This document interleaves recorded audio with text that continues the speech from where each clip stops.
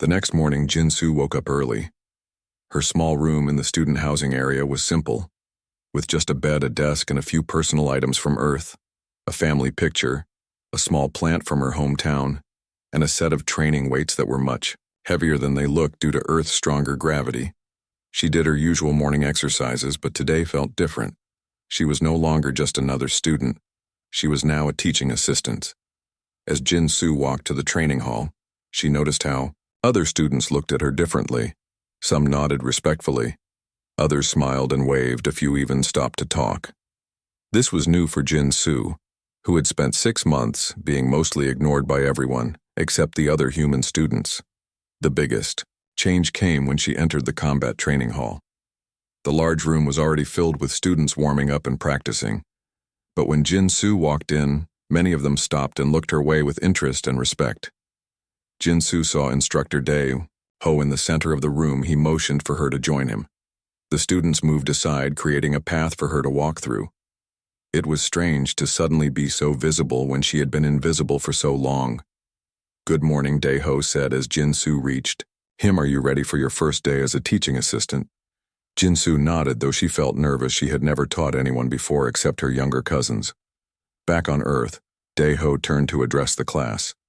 "Everyone please gather around," he called, in a loud voice that echoed through the hall.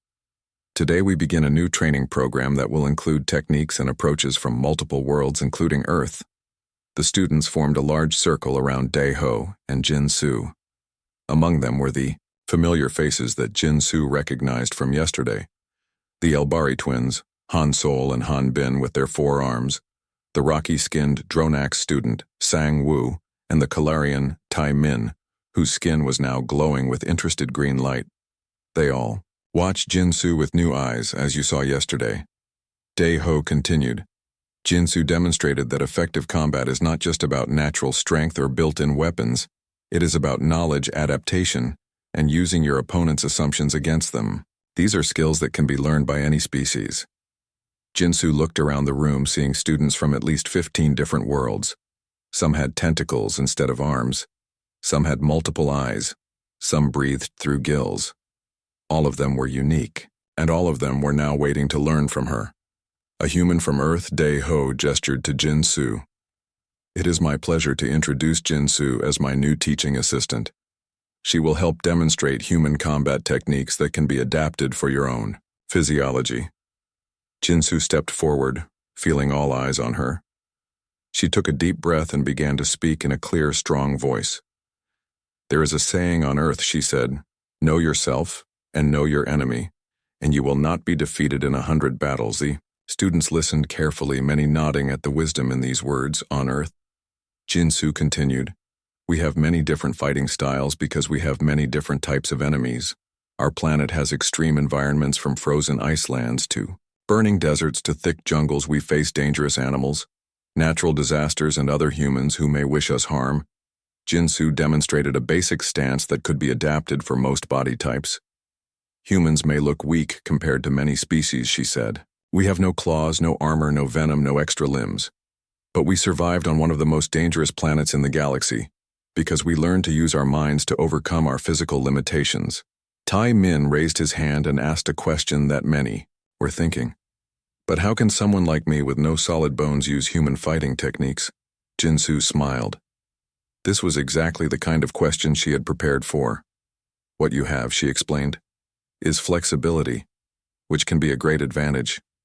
She motioned for Tai-min to join her in the center, then demonstrated how his flexible body could actually flow around attacks in ways a human could not. Kalarians can adapt human evasion techniques to be even more effective than humans can. She showed him a simple move that used his natural abilities. One by one, Jin-Soo called students from different species to the center, showing each one how human techniques could be modified to work with their unique bodies. For the Elbari twins, she demonstrated how their forearms could use human pressure point techniques with twice the effectiveness. For Sang-woo, the Dronax, she showed how his heavy stone body could become even more powerful with proper balance and momentum. The students were amazed as Jin-Soo quickly adapted her teaching for each different body type, showing that she had studied all of them carefully. This was not knowledge she had gained overnight, but the result of 6 months of quiet observation and research, while everyone else had been ignoring her. She had been learning about them. As the class continued, Jinsu found that she enjoyed teaching. It was satisfying to see the moment when a student understood a new concept, when their eyes lit up with realization, when they successfully performed a move they thought impossible for their species.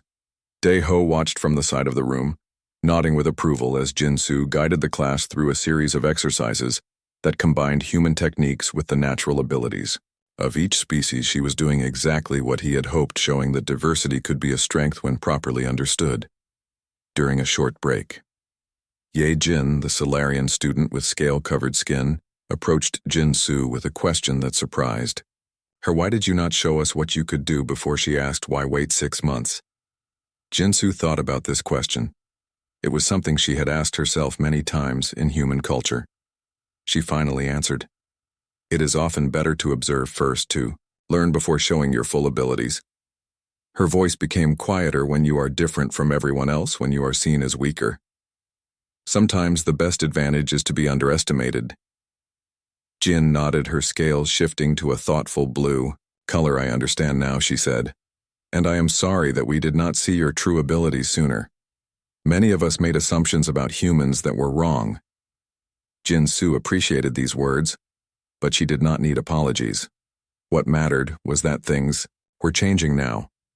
After the break, Jinsu introduced a new exercise, one that she had created specially for this class. It was a team activity that required students of different species to work together using their unique abilities in combination. This is the most important lesson, Jinsu explained, as the students formed mixed species teams in the galaxy. No single species can survive alone. We must learn from each other, adapt together, and combine our strengths. Dae-ho joined her in the center of the room, adding his own wisdom. What Jinsu is teaching goes beyond combat. He said it is about survival, about cooperation, and about seeing value in differences. The teams began working together, attempting the exercise Jinsu had designed. It was challenging, but that was the point.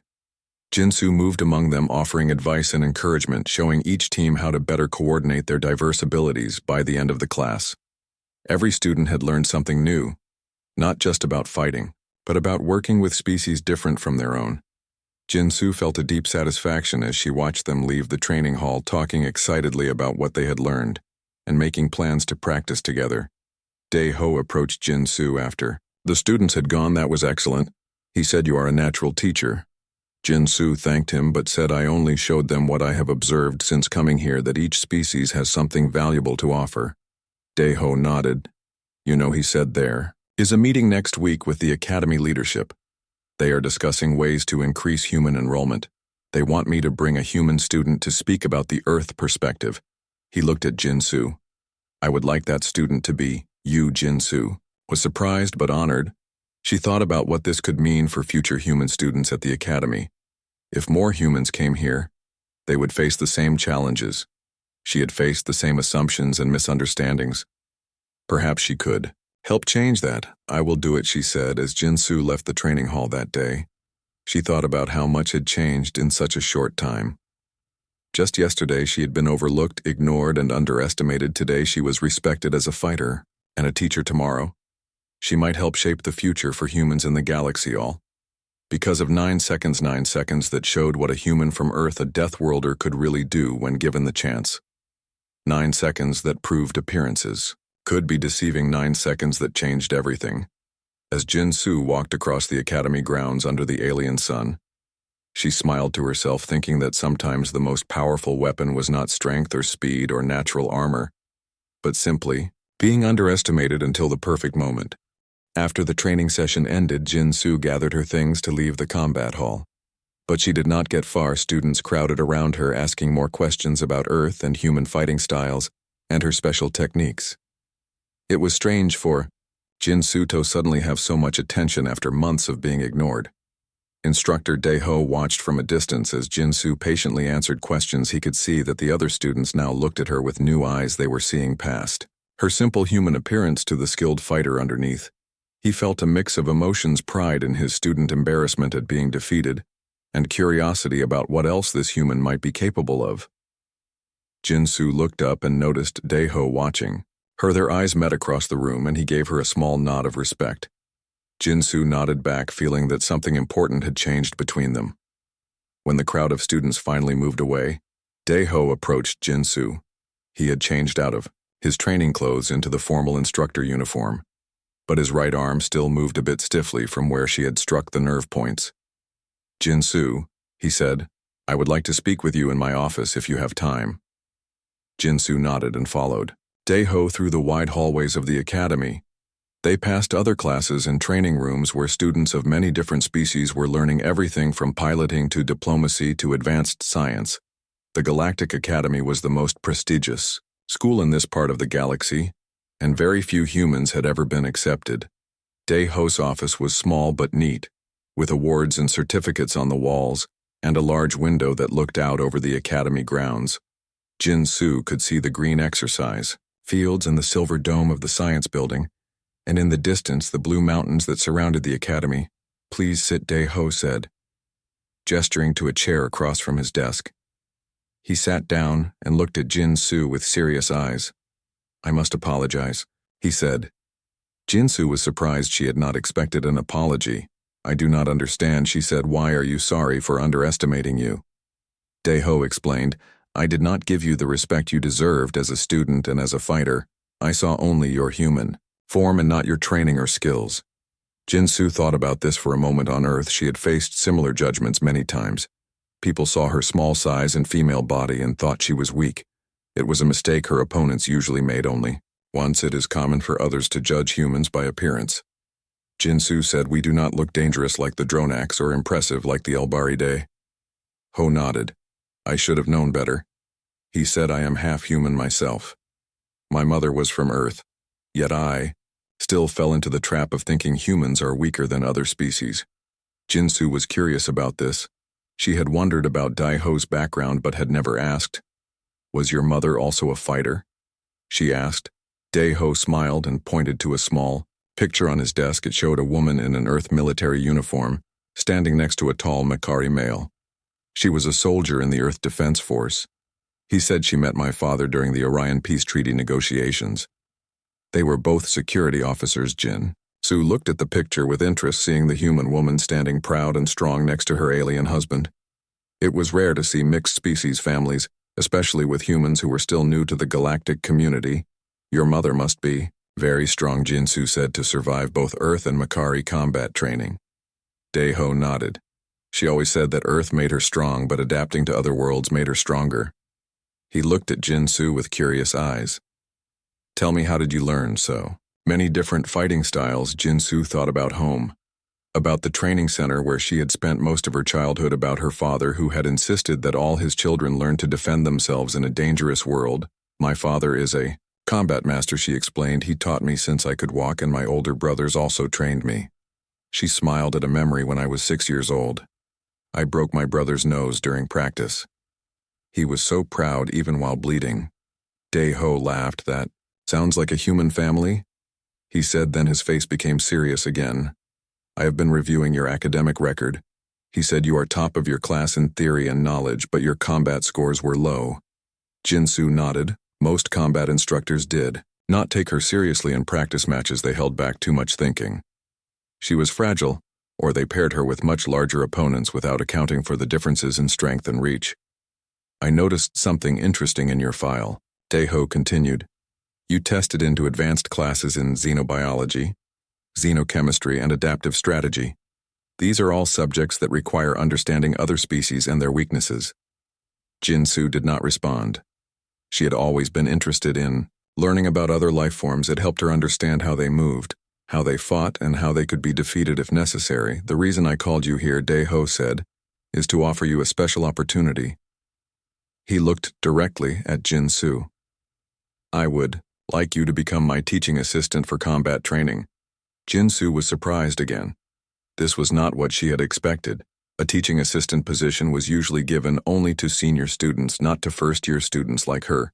"I do not understand," she said. "Why me?" Daeho smiled. "You demonstrated something important today, something that every student in that hall needed to see."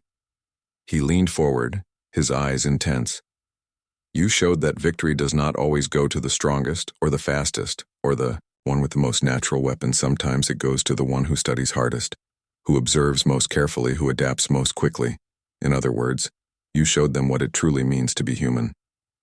Jinsu felt a strange pride at these words. All her life she had been told that humans were weaker than other species, that they had to work twice as hard just to keep up. But Daeho was saying that being human was not a disadvantage. It was simply different, a different kind of strength. What would I do as your assistant? Jinsu asked. Teach what you know, Daeho said. Show other students how to observe and adapt. Teach them human fighting techniques that they might never learn otherwise. He gestured to the window in the academy grounds beyond. There are only 5 human students in the entire academy, but there should be more. Humans have much to offer. The galaxy. Jinsu thought about this idea. It was both exciting and frightening. The idea of teaching others, of being a representative of Earth and humanity, was a big responsibility. You should know, Daeho added, that after your demonstration today, several instructors from other departments contacted me. They are interested in your approach to problem solving, the way you combined knowledge from different fields to create an effective strategy. Jinsu remembered her preparation for the combat class, how she had studied Makari physiology in the biology lab, how she had practiced moves in the zero-gravity chamber, how she had even analyzed old footage of Daeho fighting in previous demonstrations. All of that work had come together in those 9 seconds. Will the other students accept a human teaching them? Jinsu asked, especially one who has been here only 6 months. Daeho smiled. Again, after what they saw today, I think they will listen very carefully to whatever you have to say. He stood up from his desk and held out his hand in the human way of agreement. What do you say? Will you help me teach? Jinsu stood and took his hand, feeling the strength in his grip, half human, half Makari, but fully respectful. It was the kind of respect she had worked for since arriving at the academy. I will do it, she said. Good, Daeho replied. We start tomorrow morning. As Jinsu left Daeho's office and walked back through the academy halls, she noticed something different. Students who passed her now nodded or waved. Some even stopped to talk, asking questions about the combat class. News traveled fast in the academy. By tomorrow, everyone would know about the human girl who defeated an instructor in 9 seconds.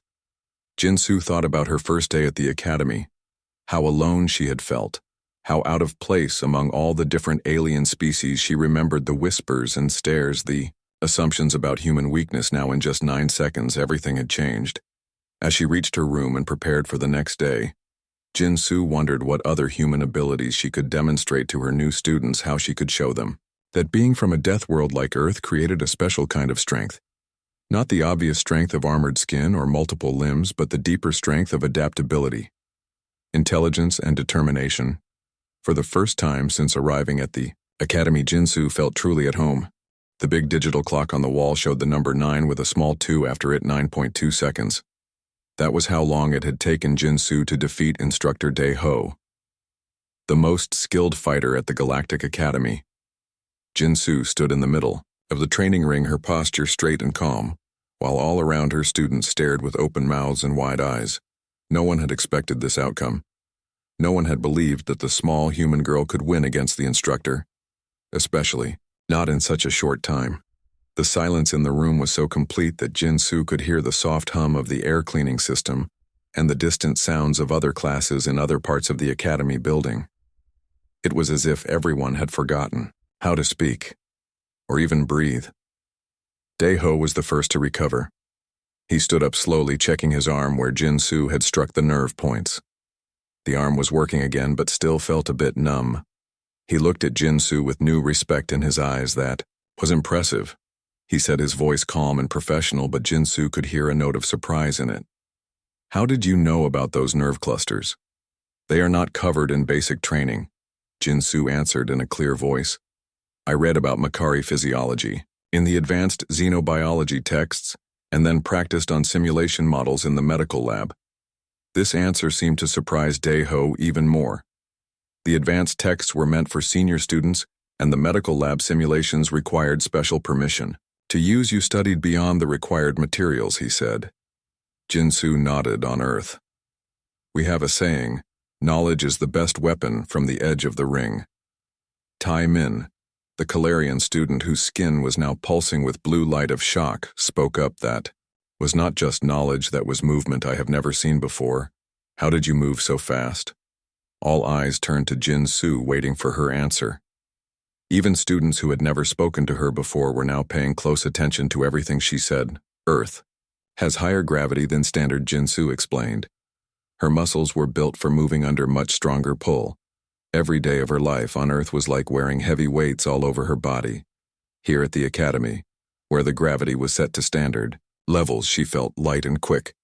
But that's not all, Jin Su continued. Humans don't have natural weapons like claws or poison or extra limbs. So we had to create fighting styles that use speed and leverage and knowledge of body weak points. She gestured to the training ring where she had just defeated Daeho, where I come from. Even children know multiple fighting methods. It's necessary for survival. Sang Woo, the big Dronak student with rocky skin, stepped closer to the ring, his heavy footsteps making small thumps on the floor. You are saying that all humans can fight like this? He asked. Jin Su shook her head. No, not all humans are the same, just like not all Dronaks are the same. But on Earth, fighting is part of our education from very young age. She looked around at the other students who were listening carefully. Many humans study special fighting styles for years. I have trained in 5 different Earth methods since I was 4 years old. Han Sol, one of the Elbari twins, with 4 arms raised, all his hands at once. What were those 5 styles? He asked, his voice excited like a child hearing a new story. Hapkido, Taekwondo, Judo, Muay Thai, and Krav Maga, Jin Su said, and then I combined them into my own style that works best for my body type and the types of opponents I might face. Daeho was watching Jin Su with growing interest. I have heard of some of these Earth fighting styles, but I have never seen them combined in such an effective way. He said, especially against a Makari opponent. Most fighters don't know our weaknesses. Jin Su looked directly at Daeho. I study all potential opponents, she said simply. It's how humans survive. Yijin, the Solarian student with scale-covered skin, moved closer, her scales shifting colors from green to blue as she got excited. But how did you know exactly when to move? She asked. You stood so still for several seconds and then suddenly attacked with perfect timing. Jin Su smiled a little. This was something she could explain easily in a way they might understand. I was watching for the right moment, she said. When Instructor Daeho shifted his attention between me and the class, when he decided I was not a real threat, that was when his guard dropped slightly. That was my opening. Daeho nodded, slowly acknowledging the truth of her words. I underestimated you, he admitted, and that was my mistake, a mistake that no instructor should make. He turned to address the whole class. This is the most important lesson you will learn today. Never judge an opponent by appearance or species. Jin Su felt a strange feeling in her chest. It was not pride exactly, but something like satisfaction after 6 months of being ignored and underestimated. Finally, someone was seeing her true abilities. The 9 seconds of the match had changed everything. The students who had whispered about her and laughed at her were now looking at her with new eyes. They were seeing past her human appearance to the skilled fighter underneath. Tai Min, whose skin was now glowing with curious purple light, asked, Can you show us that throw you used? It looked impossible. The instructor is twice your size. Jin Su nodded but said, We would need a volunteer to demonstrate. To her surprise, several students raised their hands, or tentacles or whatever they used to show they wanted to participate. Even Han Bin, the other Elbari twin who had never spoken to her before, was volunteering. Daeho watched this with approval, then said, Jin Su, would you be willing to explain to the class exactly what happened during those 9 seconds, step by step? I think we all could learn from your approach. Jin Su felt strange being the center of attention after so long being overlooked. But she nodded and moved to the center of the ring. Let me break down what happened, she said. For a second, I remained still and calm. She demonstrated the ready stance she had used. Energy conservation is important in any fight. Don't waste movements. Second, she continued, I watched for patterns and openings in my opponent's stance and attention. Humans may not have the best natural strength, but we have excellent pattern recognition. Second, Jin Su said, I calculated angles and distances in my mind. She pointed to different spots on the floor explaining the geometry of combat movement. This is something all Earth fighters learn, targeting the most efficient path to victory, 4th second. She demonstrated a sudden explosive movement that surprised everyone watching. I began my attack. Using the stored energy from standing still, she explained, on Earth we study physics and apply it to fighting. Stored potential energy becomes kinetic energy. 5th second. Jin Su moved in a blur, showing how she had gotten inside. Dae Ho's guard, I entered. The danger zone, she said. Many fighters expect opponents to stay at a safe distance, but humans learn to move into danger to create advantages. 6th second. She pointed to spots on Dae Ho's arm and side. I struck 3 nerve clusters specific to Makari. Physiology, she explained, targeting systems that exist in both human and Makari bodies, but with different locations. Knowing anatomy is key to effective fighting. 1 second. Jin Su showed the defensive move she had used. I anticipated the counter attack, she said. Humans are good at predicting actions and reactions. It's how we hunt on Earth. 8th second. She demonstrated the throw technique using Hansol, who had volunteered. I used my opponent's own momentum and weight against him, she explained, redirecting force instead of meeting it directly. This is basic to many Earth fighting styles. 9th second. Jin Su showed the final hold position with Dae Ho's help. I applied a submission hold, targeting both human and Makari pressure points, she finished. The hold looks simple, but it requires precise application of pressure. The entire class watched in amazement as Jin Su broke down each second of her victory. Many were taking notes or recording her demonstration with their devices. No one was laughing or whispering. Now they were learning. Dae Ho nodded with approval as Jin Su finished her explanation. This is excellent teaching. He said, you have broken complex movements into understandable parts. Jin Su felt something change in the room. The energy was different now. She was no longer the outsider, the strange human girl who didn't belong. She was a fighter, a skilled combatant who had earned respect. Some students started asking questions, wanting to know more about Earth fighting styles and human training methods. Others wanted to know about Earth itself, about the conditions that had shaped humans into such adaptable fighters. Jin Su answered their questions patiently, explaining that Earth, with its many different environments and dangers, had forced humans to become versatile and resourceful.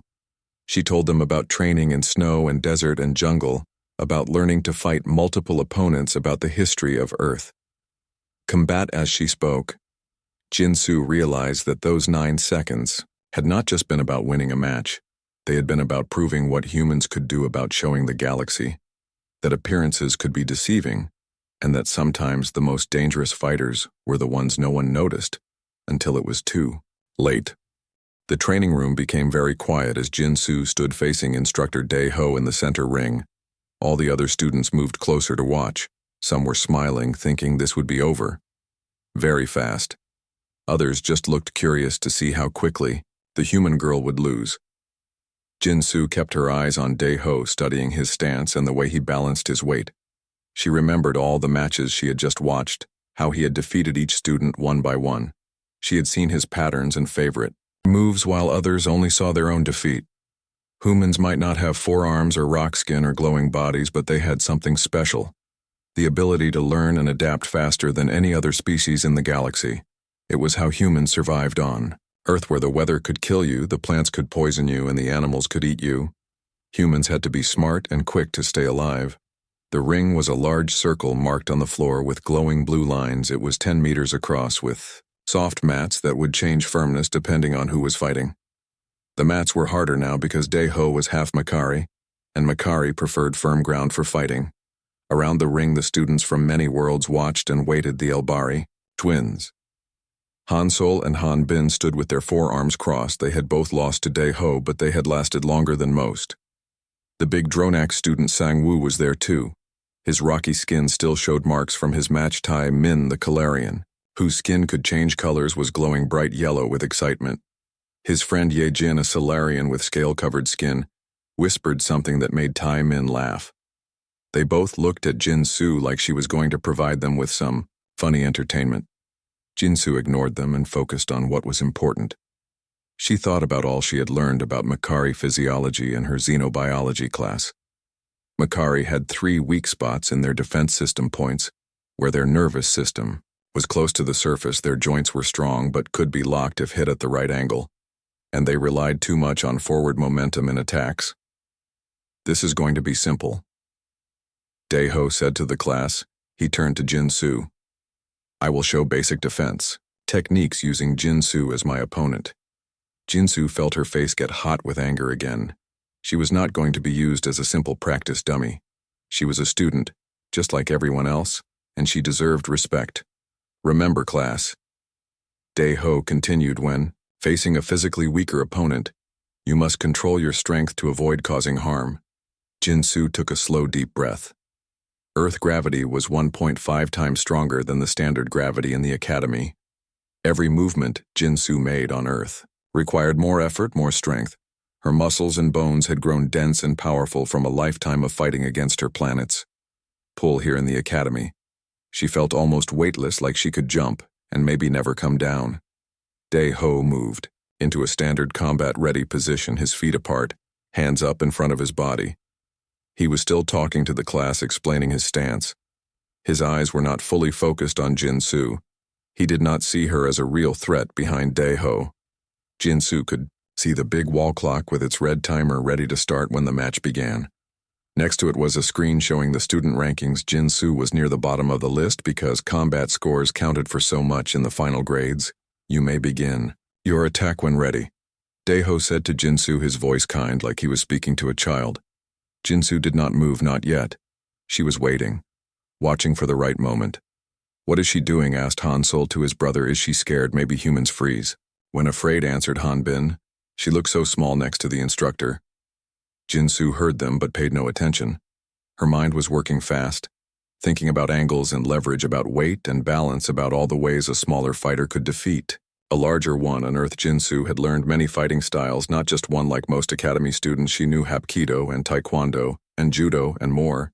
She had combined them into her own style, taking the best parts of each one she had practiced. Against bigger opponents her whole life, her father and older brothers had trained with her, showing no mercy, because on Earth mercy could get you killed.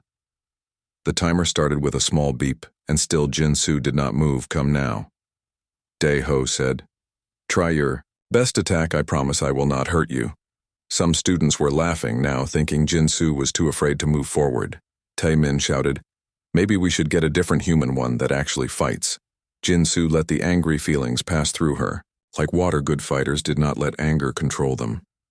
Good fighters waited for the perfect moment. Daeho sighed and looked at the class. This sometimes happens with species that are not natural fighters. He said. He turned back to Jinsu. I will attack very slowly so you can see how to defend. This was what Jinsu had been waiting for. Daeho had dropped his guard. His attention split between her and the class. His weight shifted forward as he prepared to move toward her in a slow teaching demonstration. What happened next was so fast that most students could not follow it with their eyes. Jinsu moved to the watching students. It looked like she disappeared from where she was standing and reappeared inside Daeho's guard. Her movements were not just fast, they were perfect. Each step, each turn of her body, each position of her hands was exactly right. Daeho realized too late that he had made a mistake. His eyes widened as Jinsu flowed around his attempted block like water around a rock. She struck 3 points on his right side. Fast, light touches that looked like nothing to the watching students, but Daeho felt his right arm go numb as Jinsu hit nerve clusters that only someone who had studied Makari anatomy would know about. Daeho recovered quickly, as a skilled fighter should. He swept his leg out in a move that would knock down most opponents. But Jinsu was not most opponents. She did not try to jump over his leg or move back. Instead, she stepped into the attack and caught his leg with both hands. The impact made a sound that echoed through the training hall. The watching students gasped as tiny Jinsu held the instructor's leg, stopping his powerful kick like it was nothing. Jinsu used Daeho's own strength against him, turning his forward motion into a spin that lifted the much larger instructor off the ground completely. It was a throwing technique from Earth Judo, but modified for an opponent with Makari body structure. Daeho was suddenly flying through the air, his expression one of complete surprise. He had not expected this. Not from the small human girl who everyone overlooked. He hit the mat hard. the impact shaking the floor before he could move or roll away. Jin-Soo was there she had, his arm and leg in a special hold that pressed on both human and Makari pressure points. At the same time, it was a hold she had invented herself, after studying both species. Dae-ho could not move without causing himself pain. He tried to break free, but Jin-Soo adjusted her grip slightly, increasing the pressure just enough to show him that she could hurt him if she wanted to. The entire class stood frozen in shock as the timer on the wall showed only 9 seconds had passed since the match. Beginning seconds, that was all it had taken for the human girl from Earth, the one everyone thought was weak and not worth noticing, to defeat the most skilled combat instructor at the Galactic Academy. "I give up, Dae-ho," said his voice calm despite the surprise that showed on his face. "I yield to you." Jin-Soo let go of him immediately and stepped back, giving a small bow as was proper after a match. She was not even breathing hard. Her movements had been so efficient, so perfect, that she had used very little energy. No one in the training hall spoke. No one moved. They were all trying to understand what they had just seen. How was it possible that this small human with no special features, no extra arms, no armored skin, no natural weapons had just defeated their instructor in 9 seconds? Jin-Soo stood quietly waiting for whatever would happen next. She knew what she had done was unusual, but she did not feel proud or happy. She only felt that finally maybe they would see her as she really was, not weak, not helpless, but strong in her own human way. Finally, Dae-ho stood up. He looked at Jin-Soo with new eyes, seeing her clearly for the first time, not as a weak human, but as a formidable fighter shaped by one of the harshest worlds in the galaxy. What Jin-Soo had just done would change everything at the Academy from this day forward. No one would look at humans the same way again. Jin-Soo walked into the big combat training hall of the Galactic Academy. For the first time, the huge room was full of noise and movement as students from all over the galaxy practiced fighting. Jin-Soo looked around at all the different kinds of beings that were there. Some had 4 arms, others had skin made of rock, and some even glowed in different colors. Everyone looked amazing and strong. Everyone except Jin-Soo was small, only 165 centimeters tall, with a thin body that did not look strong. Her black hair was tied back in a simple way, and her training clothes were too big for her. The only thing different about her was the red patch on her arm. This patch showed she was a Deathworlder, someone born on a planet with heavy gravity and very harsh living conditions. Earth was known as a Class 12 Deathworld, one of the hardest planets to live on in the whole galaxy, but the other students did not care about this. They only saw that Jin-Soo had no claws, no poison, no tough skin, and no extra arms. They thought she was weak. Jin-Soo heard some students talking about her as she walked by. "The human is here again," said Tae-min, a student whose skin was see-through and lit up when he got excited. "Why is she even in this class? Humans have no natural weapons." Jin-Soo pretended not to hear these words, but they hurt her feelings. She had been at the academy for 6 months now, and still no one took her seriously. No one understood what it meant to grow up on Earth, where everything, from the weather to the animals, could kill you in seconds. The training hall was very big, with high ceilings and special areas for different kinds of practice. In one corner, the tall 4-arm Elbari students moved together in perfect fighting forms. They were beautiful to watch. In another area, the rock-skinned Dronax warriors hit each other with such force that the floor shook each time. Jin-Soo found a small, empty space in the back of the room and began her own warm-up routine. Her movements were quick and sure. She had trained in many Earth fighting styles since she was very young. Not because she wanted to, but because she had to on Earth. Knowing how to fight was not a choice. It was needed to stay alive. A memory came to Jin-Soo as she practiced. She remembered when she was just 10 years old and had to fight off a wild animal that had gotten into her family home. The animal was twice her size, with sharp teeth and claws, but she had won that fight because on Earth children learned to be strong. Very young, while Jin-Soo was thinking about home, the main doors opened and everyone in the hall stopped moving and talking. Instructor Dae-ho walked in. He was very tall, more than 2 meters, with wide shoulders, and parts of his face were made of metal. He was half human and half Makari. His mix of human and alien parts made him look very powerful and a bit scary. All the students respected him, and some even feared him. "Today, we begin testing matches," Dae-ho said in a loud voice that Everyone could hear, "I will fight each of you myself to see how much you have learned." Jinsu felt both worried and excited. Maybe today was her chance to show what humans could really do. In her first weeks at the academy, Jinsu had tried to make friends, but most students stayed away from her. The few who did talk to her only wanted to know about Earth. They asked silly questions like, "Is it true humans drink poison for fun?" They were talking about coffee and tea. Or do humans really sleep for 8 hours every day? They thought this was very strange. Jinsu stopped trying to make friends after a while and instead focused on her studies. She was top of her class in theory and knowledge, but the physical training classes were harder. Not because she could not do the work, but because no one would take her seriously. She watched as Instructor Dae-ho called the first student to the center ring. It was Han Sol, one of the Elbari twins with 4 arms. Han Sol moved fast, using all his arms to attack and defend, but Dae-ho was faster in less than a minute. Han Sol was on the ground, defeated. Next was Han Sol's twin brother, Han Bin. He lasted a bit longer using a different style, but the result was the same. Dae-ho won easily. Student after student went to the center and each one lost quickly. Jinsu watched every match closely. She noticed that Dae-ho had patterns. He used the same moves over and over. He had favorite attacks and ways he liked to stand. This information was important, Jin. Sue looked around the room at her classmates. They were all from different worlds with different bodies and abilities. The Elbari were known for speed and grace, the Dronax for strength and toughness, the Kalarians like Tai Min for their quick minds and ability to change color. All of them had something special, something they were born with. Humans were different. Humans were born weak compared to other species. No special powers, no natural weapons, just soft skin, weak bones, and not much muscle. But Earth made humans strong in other ways. Jinsu knew that her bones were actually denser, her muscles stronger, and her mind quicker than most realized. She could see in dim light. Better than many species, she could run for hours without stopping, and her body could heal from injuries that would kill others. These were the gifts of growing up on a death world. Jinsu watched as Sang-woo, a huge Dronax student, stepped into the ring with Dae-ho. Everyone thought Sang-woo would do well.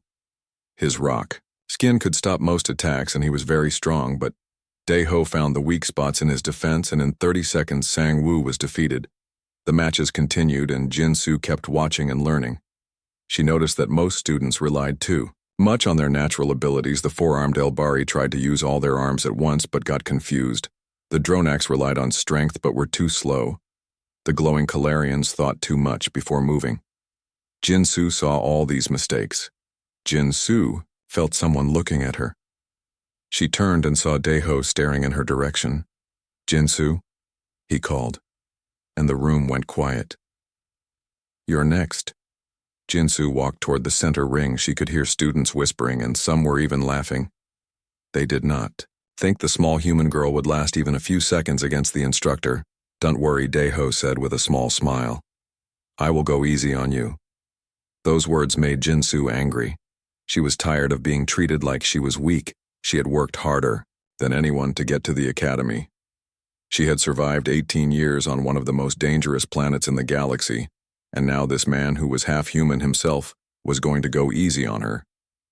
Jinsu stood in front of Dae-ho, her face calm. She remembered all the times she had to fight to survive on Earth, all the training, all the hard work, all the times people told her she could not do something because she was too small or too weak or just a human. "Begin when you are ready," Dae-ho said as he got into a fighting position.